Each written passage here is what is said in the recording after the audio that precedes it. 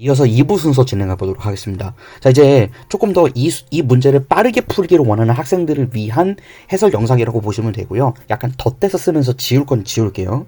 자, 일단 여러분들은 기본적으로 나누는 거에 대해서는 다 알고 있을 거기 때문에 이 우변에 있는 거 지우도록 하겠습니다. 자, 이랬을 때 지금 이제 생각을 해보세요. 쌤이 뭘 얘기를 할지를.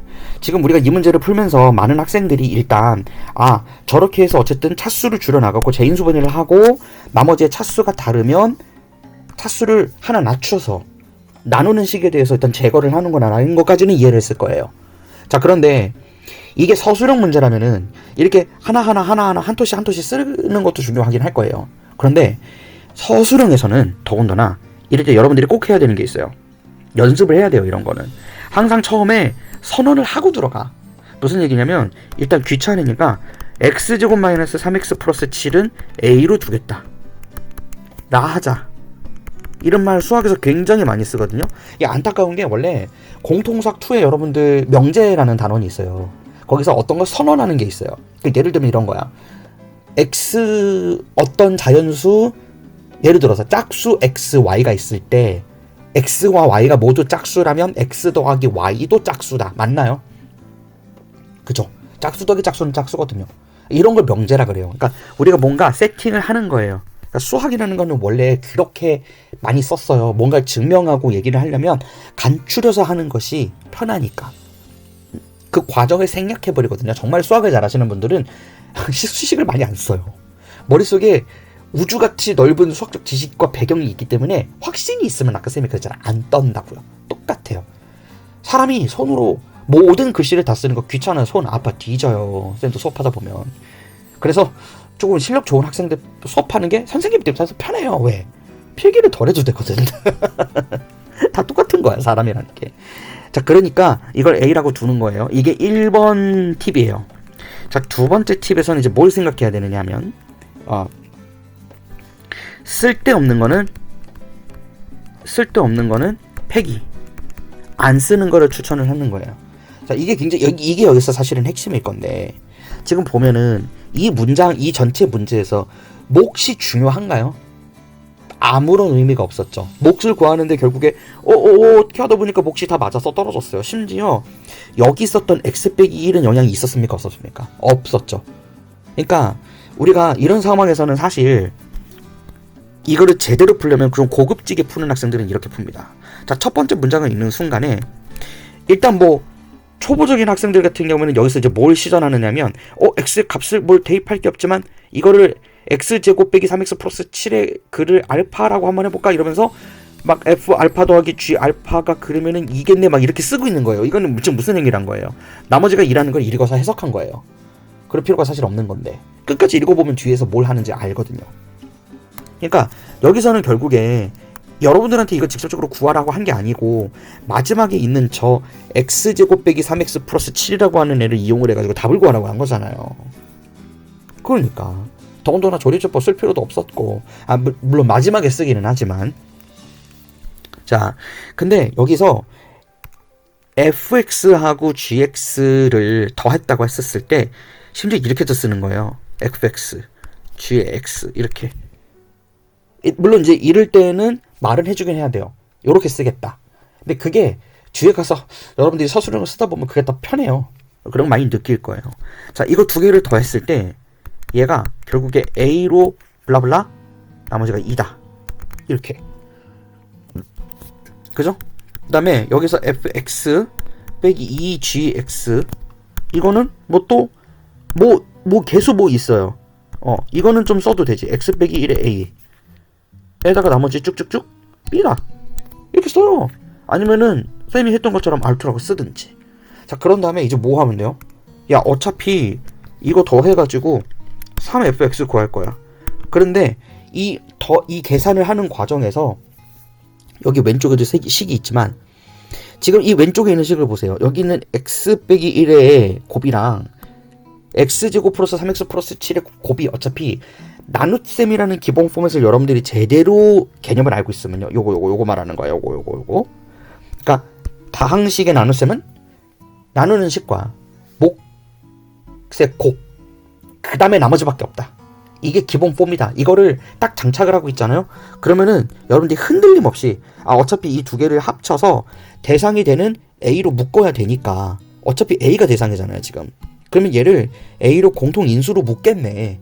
공통 부분으로 묶을 테니까 결국에 얘는 안 봐도 비디오다 이렇게 쓰는 거예요. 사실 이것도 필요 없어요. R3. 근데 R3가 사실은 어떻게 돼요? 4 더하기 R2지. 여기까지 써놓고 이제 A가 2차구나. 그래서 2차를 2차로 나눠야지만 답을 구할 수 있어. 이렇게 하면 답이 된다고요. 자, 왼쪽하고 오른쪽을 비교를 해보세요. 왼쪽하고 오른쪽을 비교를 해보세요. 어디가 더 풀이가 간단하고 어디가 조금 더 이렇게 마음에 평정심과 여유를 가지고 지금 문제에서 요구하는 조건이 결국 똑같은 애를 가지고 계속 나누고 있는 거니까 요 공통점을 계속 활용만 한다면 다항식의 나눗셈의 특성상 목 부분은 무시해도 되는구나. 그러니까 어떤 다항식 문제를 풀 때 어떤 때는 몫을 조금 신경을 써야 되고요. 어떤 때는 몫을 신경 안 써도 돼요.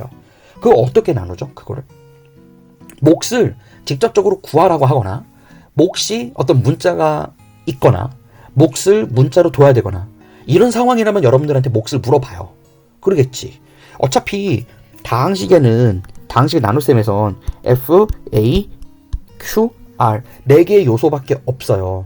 근데 쌤이 항상 수업 시간에 얘기하지만 다항식의 나눗셈은 최종적으로 복잡한 고차의 식을 더 차수가 낮은 애들로 인수분해를 하되 그 인수분해를 하는 과정에서 남는 찌꺼기인 빌런 나머지를 찾아서 걔를 제거하면 그 원본식이 이렇게 작은 식으로 쪼개질 수 있다. 어떤 조그마한 변화를 통해서 복잡해 보이는 어떤 시스템을 잘게 쪼개가지고 이해해 보려고 하는 거예요. 인간이 원래 호기심을 바탕으로 하고 있으니까 복잡한 자연세계를 단순화해서 이해하려고 하는 그 철학적인 접근 방식이 그대로 여기에 녹아 있는 거라고요. 굉장히 중요한 이야기예요. 그러니까 결국에 우리는 나머지에 관심이 많아요. 그래서 일반적으로 주어져 있는 식을 구하라 한다든가 그러니까 디비던드나 디비전이나 코어티언트를 구하라고 하기보다는 나머지 리메인더를 구하라고 하는 질문이 더 많죠. 여러분들이 문제를 풀어보면 알겠지만 심지어 학생들이 숙제를 할 때도요. 여러분들이 이게 나머지를 구하라는 문제가 더 많구나라는 거를 본능적으로 느끼는 학생이 있고 그냥 기계적으로 문제를 풀어서 답만 체크하는 학생이 있어요. 그 둘은 하루하루 쌓이다 보면 그게 1년이 지나면 몇백 배의 차이를 만들고요. 그게 등급을 바꾸는 거예요. 이거 어쩔 수가 없어요. 시험 성적을 가지고 학생들의 레벨을 나누는 곳이니까. 되겠습니까? 그래서 이렇게 푸는 건데요. 여기에다가 한 가지만 쌤이 더 첨언을 하자면 이런 거야.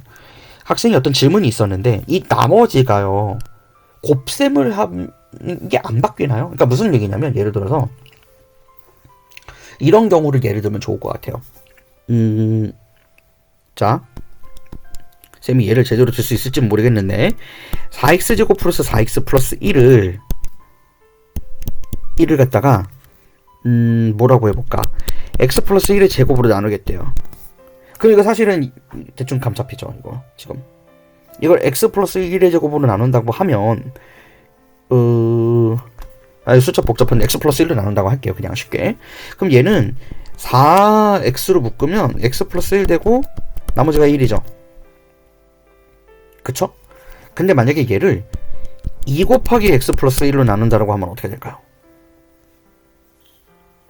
그러면 어떻게 돼요? 그러면은 얘를 이 원래 주어져 있는 식을 4로 갖다가 쪼개가지고 2x x 플러스 1로 바꿔야 되죠. 그래서 여전히 플러스 1은 남아요.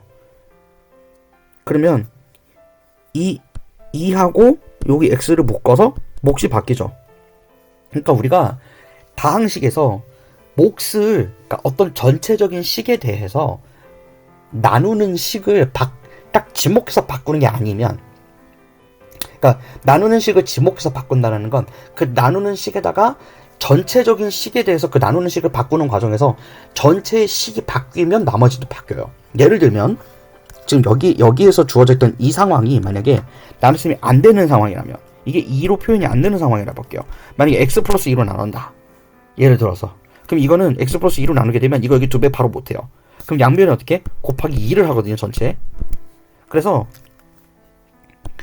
4x 제곱 플러스 4x 플러스 1인 상황에서 얘를 갖다가 2배 x 플러스 2로 나누려고 그러면 얘가 2x 플러스 4잖아요. 이걸 어떻게 바로 찾아요?